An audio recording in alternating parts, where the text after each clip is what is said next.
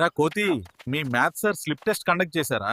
అవును యతి, నాకు out of 10 కి 7 మార్క్స్ వచ్చాయి. 3 పోయినాయి.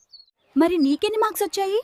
మా మ్యాథ్స్ సార్ 25 మార్క్స్ కి స్లిప్ టెస్ట్ కండక్ట్ చేస్తే 20 మార్క్స్ వచ్చాయి. కంపేర్ చేస్తే నేనే గ్రేట్.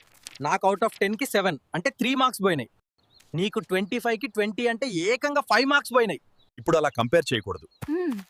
ఒకవేళ ఇవే ఎగ్జామ్స్ 100 మార్క్స్ కి కండక్ట్ చేస్తే మనకి ఎన్ని మార్క్స్ వచ్చుండేవో క్యాల్కులేట్ చేయాలి. ఎగ్జామ్ 25 మార్క్స్ కి నాకు 20 మార్క్స్ వచ్చాయి. అర్థమైంది.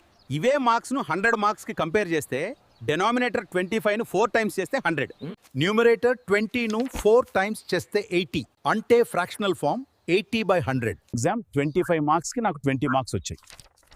అదే 100 మార్క్స్ కి 80 మార్క్స్ వస్తాయని అర్థం, అంటే 80%. నా మార్క్స్ 7/10 కాబట్టి డెనామినేటర్ 10 కి 10 టైమ్స్ 100, అలానే న్యూమరేటర్ 7 కి 10 టైమ్స్ 70, అంటే fractional form is 70/100. Exam 10 marks కి నాకు 7 వచ్చాయి.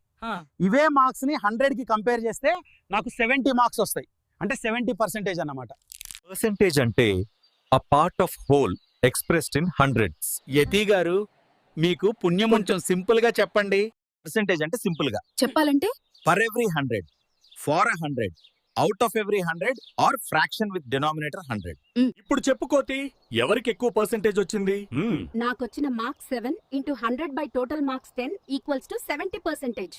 నీకు వచ్చిన marks 20 into 100 by total marks 25 equals to 80%. 3 marks పోయినా నాకన్నా 5 మార్క్స్ పోయినా నువ్వే గ్రేట్ అంటావు. అరే ఆగ్రా కోతి